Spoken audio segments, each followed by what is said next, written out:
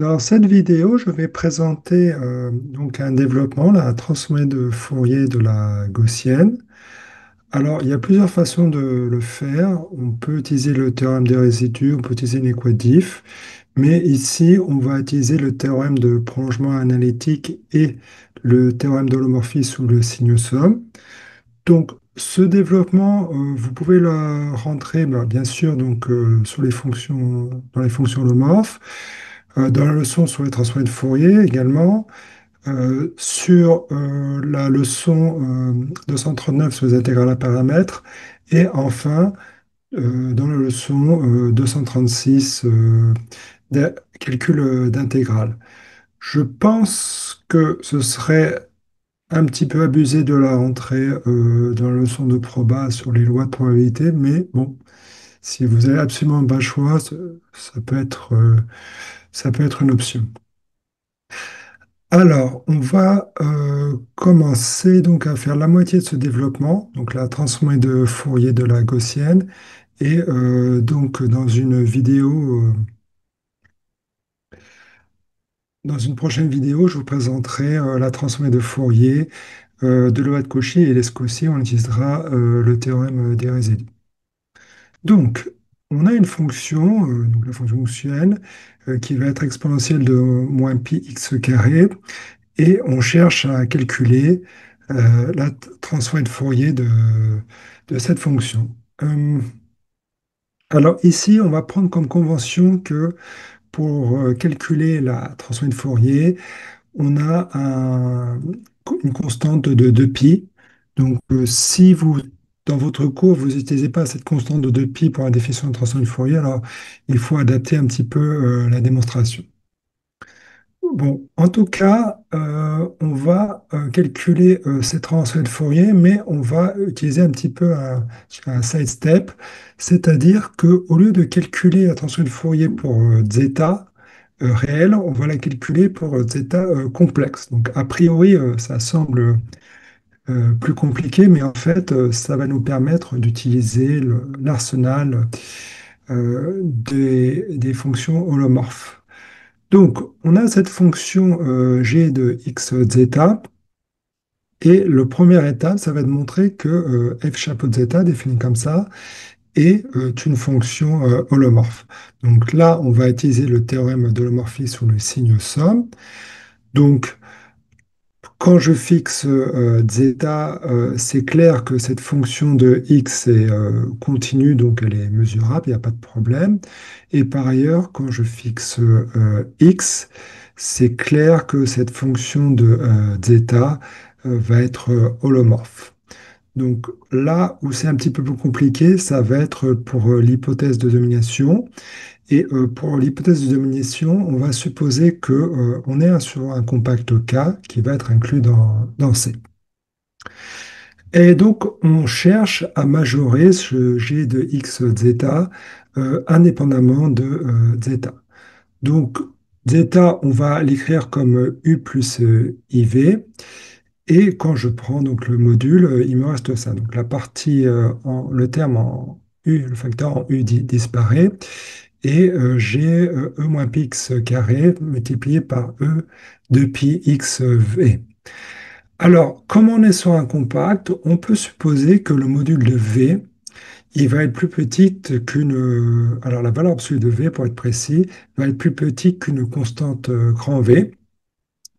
Et ainsi, g de x zeta, je peux le majorer par cette fonction.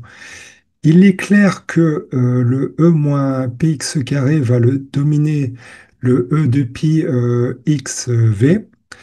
Alors, vous voyez ici que par contre, on est obligé quand même de faire la majoration sur un compact parce que le v va dépendre du compact qu'on choisit. Et donc, si on essaie de faire la majoration sur tout c, en fait, on n'y arriverait pas. Et donc, bon, voilà, cette fonction h de x, elle va, donc, quand v est fixé, cette fonction h de x va être intégrable sur R. Et donc, ça valide l'hypothèse de domination du théorème d'holomorphisme sous le signe somme. Donc, notre fonction f chapeau de zeta est holomorphe. Et donc, ça conclut la première étape du développement. La deuxième étape, ça va être de remarquer que ici, on a quelque chose comme x carré plus 2i x zeta. Et ça ressemble un petit peu à l'identité remarquable a carré plus 2ab plus b carré est égal à a plus b au carré. Et donc, ce qu'on va faire ici, c'est qu'on va rajouter un zeta carré pour faire apparaître cette identité remarquable. C'est-à-dire que notre intégrable f chapeau de zeta, ça va être exponentielle de moins pi x plus i zeta au carré, et on va multiplier par e moins pi zeta au carré pour compenser et bien obtenir une égalité. Bon, comme le e moins pi zeta carré ne dépend pas de x, on peut le sortir de l'intégrale et finalement on a ça. Et là, on va faire plusieurs remarques. Alors déjà, ce qu'on veut montrer à la fin, c'est que la transformée de Fourier de ce f chapeau de zeta, c'est e moins pi zeta carré. Eh bien, en fait, c'est exactement ce qu'on a ici, sauf qu'on multiplie par cette intégrale. Donc le but du jeu, ça va être de montrer que cette intégrale, ben, en fait, elle vaut tout le temps 1 pour tout zeta. Alors, ici, on va faire une deuxième remarque, c'est qu'on a montré, donc la section précédente, que f chapeau de zeta était holomorphe. Et bien sûr, e moins pi de zeta carré est holomorphe et ne s'annule pas. Donc, en divisant ça par ça, on obtient que cette intégrale en fonction de zeta, on va l'appeler i de zeta, est une fonction holomorphe. Et donc, on va montrer que cette fonction holomorphe est une constante égale à 1. Et pour ça, on va utiliser le théorème de prolongement analytique. Et donc, l'astuce, ça va être de calculer cette intégrale, de calculer i de zeta, mais pour des valeurs particulières. Les valeurs particulières qu'on va choisir, ça va être des états de la forme i, y ou y appartient à R. Donc, c'est-à-dire qu'en fait, on va calculer i de zeta sur la droite des imaginaires purs. Ce qui semble un petit peu contre-intuitif, puisque au départ, on cherchait à calculer i de zeta pour zeta réel, et finalement, on se retrouve à calculer i de zeta pour un zeta qui est imaginaire pur. Mais enfin, vous allez voir que ça va vraiment simplifier de faire les choses comme ça. Donc, je calcule i de petit i, y. Donc, ça me donne ceci. Donc, x et y, bon, bah, c'est des nombres réels. Et je peux faire un changement de variable par translation en posant u est égal à x moins y.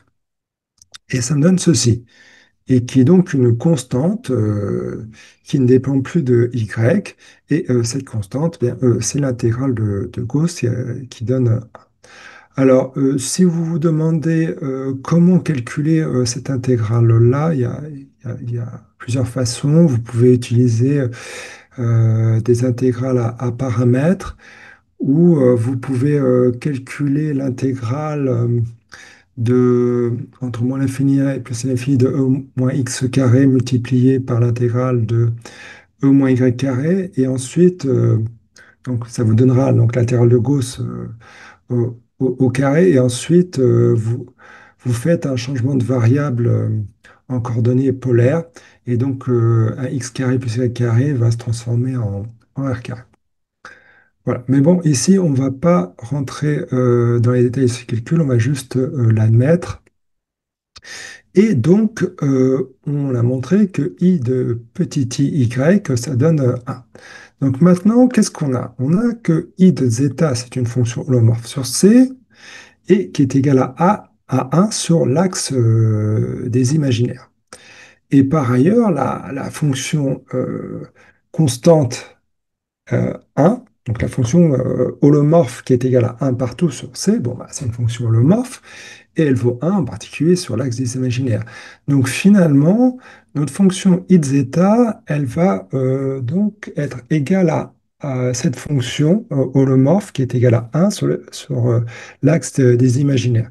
Mais comme clairement il y a des points d'accumulation sur cet axe des imaginaires purs, eh bien, nécessairement, comme C est connexe, ces deux fonctions sont égales sur tout C d'après le théorème du prolongement analytique. Donc, finalement, eh bien, notre fonction I de zeta fait 1 partout.